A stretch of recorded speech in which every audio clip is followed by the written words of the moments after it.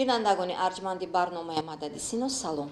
бо умеди тани сиҳат ва хотири волидаи шумо барномаи навбатии мадади синоро манзуратон менамоем. бинандагони арҷманд, меҳмони барномаи имрӯзаи мо доктор Ораш Алоӣ мебошанд. доктор Ораш, салом. хуш ҳастем ки даъвати моро пазируфтед. қаблан низ бо шумо суҳбатҳо ороста будем. суҳбату маслиҳатҳои шуморо бинандагони Тоҷикистон хуш истиқбол мекунанд. аз шумо сипосгузорем. доктор Ораш, чуноне ки ба ҳамагон маълум аст, дар ҷумҳурии Тоҷикистон ҳодисаҳои бемории COVID-19 ба қайд гирифта шуд ва мо мутахассисони марказҳои ташаккули тарзи ҳаёти солим бо аҳолӣ кор мекунем. ба саволҳое ки аз тарафи аҳолӣ пешниҳод шуданд, мехостам ба ин саволҳо аз шумо посух гирам.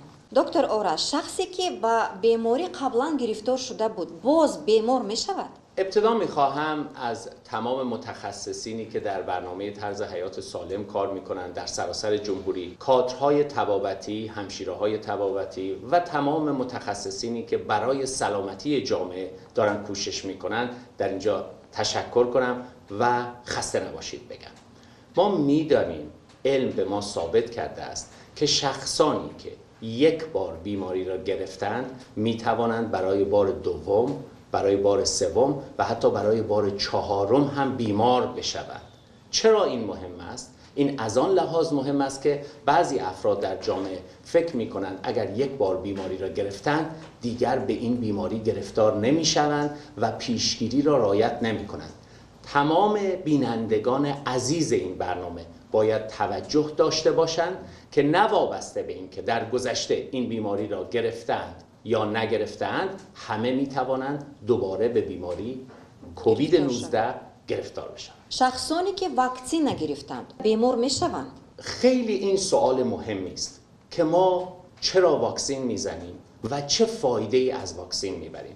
ما باید بدانیم واکسن زدن باعث می شود که فوت افراد به سبب کووید 19 قریب به 100% پیشگیری شود، بیش از 95%. شخصانی که بیماری را شدید میگیرند قریب 95% به بالا پیشگیری می شود که بیماری را شدید نگیرند. ولی ما تا به امروز هیچ واکسنی را نداریم که 100% بتواند پیشگیری کند از اینکه سرایت بیماری را نداشته باشیم در شخص. واکسن را ما میزنیم که پیشگیری کنیم از فوت، واکسن را میزنیم که پیشگیری کنیم که نرویم به بیمارخانه. ولی اگر واکسن زدیم هم کماکان باید مسائل پیشگیری مثل نقاب زدن را رعایت کنیم. چرا؟ چون اگر ما بیماری را بگیریم، اگر واکسن زده باشیم، به صورت ملایم میگیریم، به صورت سبک میگیریم، ولی میتوانیم این ویروس را به شخصان دیگر منتقل کنیم، به شخصان دیگر بدهیم و آن افراد اگر واکسن نزده باشند خدای نکرده بیماری را میتوانند به صورت شدید بگیرند یا در خطر فوت قرار بگیرند. پس واکسن فایده دارد. هر جا دسترس بود حتما اهالی طبق پروتکل هایی که وزارت تندرستی میدهد حتما واکسن بزنند، چون پیشگیری میکنند از اینکه شخصانی که واکسن نمیزنند از هر 100 نفر 1 تا 3 نفر از هر 100 نفر شخصانی که عائد به کووید 19 گرفتار می شوند 1 تا 3 نفر می تواند فوت کند. ولی شخصانی که واکسن می زنند قریب به 100%، بیش از 95% دیگر ما خطر فوت و بستری شدن در بیمارخانه نداریم. به این سبب واکسن بسیار مهم است، ولی بدانیم 100% پیشگیری نمی کند. می تواند شخص به صورت ملایم بگیرد و بیماری را پهن کند. бо нӯшидани оби хунук, нӯшокиҳои хунук шахс ба бемории ковид гирифтор мешавад? نوشیدن آب چه خنک باشد چه گرم باشد هیچ گونه پیشگیری نمیتواند بکند و نمیتواند سبب گرفتار شدن به بیماری بشود. ویروس عامل یا سبب کووید 19 ویروس کرونا در هوا قرار میگیرد و آمیخته شده است با قطره‌های آب دهان یا شش و در هوا می‌ایستد. پس مهم این است که ما هوای تازه را باید نفس بکشیم. دشمن ما که آن دشمن حیله‌گر ویروسی است که تمام دنیا را تشویش داده است، نوابسته به اینکه این دنیا در کدام کشور سطح علم چقدر بوده است، سطح دستگاه ها و تکنولوژی چقدر بوده است، همه را تحت پوشش قرار گرفته است، بسیار حیله‌گر است. این ویروس حیله‌گر در هوا می ایستد و ما او را نمی بینیم.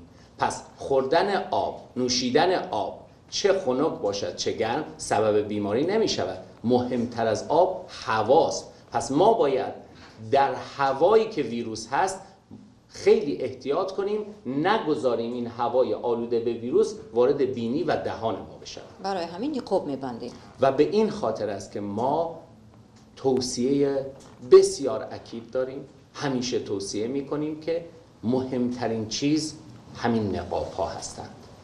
دشمن در کمین است. به محض اینکه ما دروازه های کشورمان، دروازه های بدنمان، دروازه های ششهامان که بینی و دهان است باز بذاریم، از این هوای گرد و اطراف ویروس وارد بشود. پس ما دروازه ها را با این نقاب ها وقتی که میذاریم در بینی و دهان را میگیریم، اون موقع دروازه ها را بستیم. وقتی دروازه ها را میبندیم دیگر این دشمن فریبکار راهی پیدا نمی کند که وارد شش بشود. چرا هر شخص این بیماری رو هر خیل میگذراند؟ بینندگان عزیز باید توجه داشته باشند که هر شخص از لحاظ فیزیولوژی، از لحاظ بدن، از لحاظ پاسخ بدن با شخص دیگر تفاوت‌هایی دارد. مثلا در یک عائله دخترها و پسرها، خواهرها و برادرها همه مانند هم نیستند. همیشه اصطلاحی هست ما 5 انگشت یک دست، هر کدام یک شکل است و یک کارایی دارد. بدن آدم ها هم نسبت به ویروس واکنش‌ها یا حرکت‌های متفاوتی دارند. به این سبب است که بعضی شخصان ویروس کووید 19 را میگیرند، یگان نشانه ندارند. 30%، قریب 25 تا 30% شخصانی که ویروس در شش آنها هست، در دهان و گلوی آنها هست و این بیماری را گرفتار شدند و پهن می‌کنند، یگان نشانه ندارند. قریب 70% دیگر که نشانه دارند، نشانه ها میتواند متفاوت باشد. در بعضی شخصان سرفه هست، در بعضی شخصان گلودرد است، در بعضی افراد بلند شدن حرارت بدن است، در بعضی افراد حس بو و مزه از دست می رود، در بعضی افراد نفس تنگی و تیز تیز نفس کشیدن ایجاد می کند و در نمود نو من می خواهم خیلی توجه و دقت بدهم به بینندگان عزیز.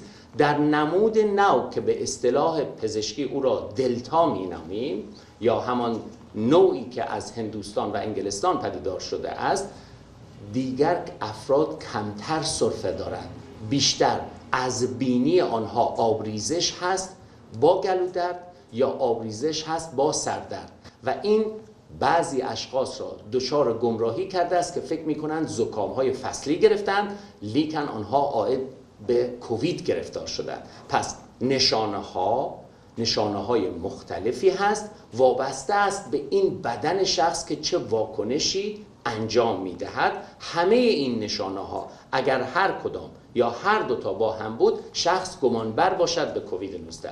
اگر شخص تیز تیز نفس نمی‌کشد، احساس خفگی یا تنگی نفس شدید ندارد، خواهش من این است که در خانه بماند، در یک خانه علاهده علاقش را با شخصان عائله و اطراف ببندد، دیگر علاقه نداشته باشد، حتما نقاب بزند، تریزه های اتاق و خانگیش را باز کند و تلفن بزند به نزدیکترین پلیکلینیک طبیب عائلوی که به او خدمات میدهد، وضعیت خودش را به او بگوید. نیازی نیست که شخصانی که ناراحتی نفس کشیدن ندارند بروند در پلیکلینیک یا بیمارخانه یا بروند توموگرافی کنند. اینها نیازی نیست. همین که در یک خانگی علاهده بمانند و در اصطلاح پزشکی ایزولاسیون، در اصطلاح عامی این است که علاقه هاشان با دیگران قطع کنند، کفایت میکند.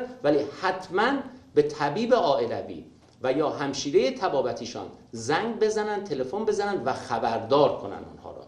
اگر تست PCR کووید در دسترس بود، حتما تست هم انجام بدن. اگر بود 2 هفته در همین وضعیت در خانگی بمانند، علاقه‌هاشان را قطع کنند و بعد از 2 هفته میتوانند به کار بروند. табобати беморӣ чӣ гуна аст? бо антибиотик ё бе антибиотик? خوشبختانه ما طی 18-20 ماه گذشته در سراسر دنیا محققین تحقیقات کردند، علم پیشرفت کرد و شناختیم این بیماری که سال گذشته 2 سال گذشته او را نمی شناختیم.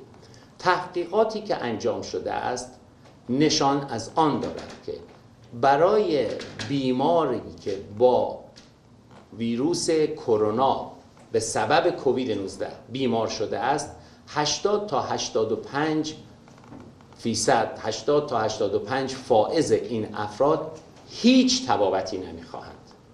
چرا تبابت نمیخواهند؟ به خاطر اینکه دستگاه مسمومیت، دستگاه دفاعی بدن به پررگی ویروس را از بین میبرد. پس بینندگان عزیز توجه داشته باشند، واهمه نکنند. آنتیبیوتیک نیازی نیست، داروهای اختصاصی نیازی نیست. اگر شخص سرفه دارد میتواند با دکتر عائلوی، با طبیب عائلویش در علاقه باشد، با تلفن و داروی ضد سرفه استفاده کند.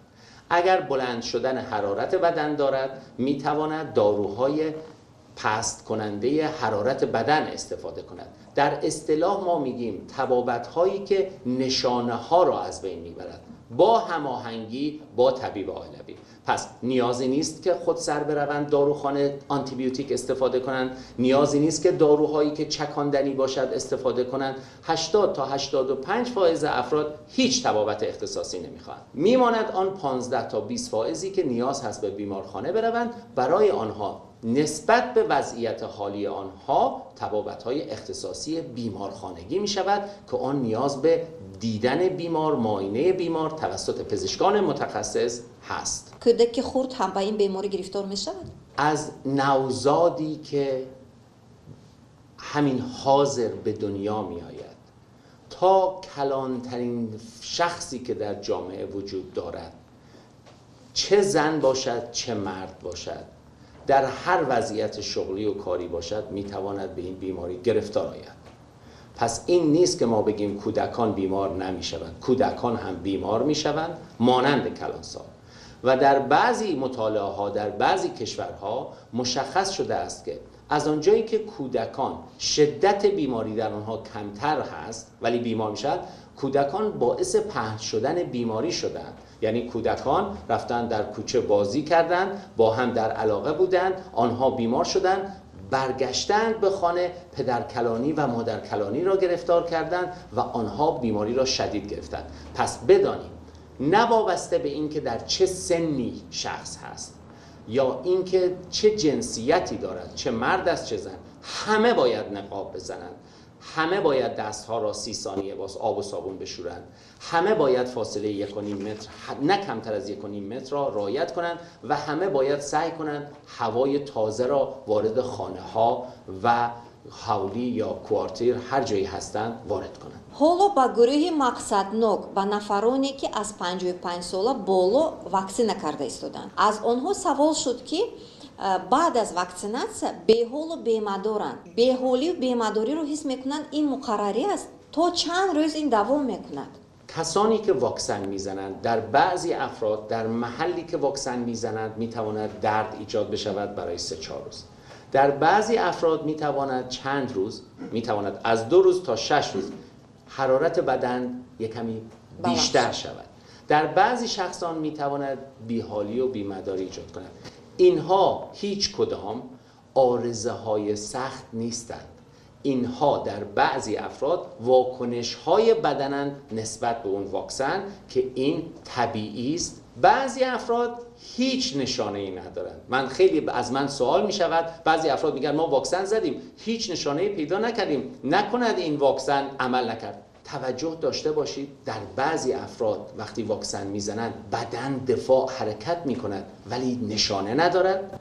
در بعضی افراد نشانه ها متفاوت است. هیچ نگران کننده نیست و بدانید واکسن هایی که در جمهوری تاجیکستان در دسترس اهالی قرار گرفته است واکسن هایی است که بهترین استانداردها و صفتهای بین المللی را دارد و توسط محققین بین المللی در دنیا مورد تایید بوده است. حتما توصیه من این است که واکسن اگر در دسترستان شد حتما واکسن بزنید و واهمه نداشته باشید. آن آرزوهای طبیعی است که ما در اکثر واکسن ها می‌بینیم. доктор Ораш, барномаи мо ба поён мерасад. Миннатдории худро ба шумо мерасонам ки вақти худро дариқ надошта дар барномаи мо иштирок кардед ва ба саволҳои мардум посухи мушаххас ва омафаҳм додед. бинандагони азиз, мо ҳама медонем ки пешгирӣ аз табобат беҳтар, осонтар ва арзонтар аст, вале мутаассифона риоя намекунем. барои ангушти пушаймонӣ нагазидан бояд ҳушу ёдамонро бедор кунем. бемории COVID-19 беморӣ оддӣ нест. ман намехоҳам ки мардум ба таҳлуқа афтанд, ҳаргиз не, вале мехоҳам ки ҳамаи он қоидаҳое ки табибон маслиҳат медиҳанд риоя кунем. саломатӣ гарави бебаҳост. ин гуфтаҳоро ҳозир дарк кунем, ҳоло ки солиму тандуруст ҳастем, на он вақте ки аз даст додем. тансиҳату хонавобод бошед. хайр то барномаҳои оянда.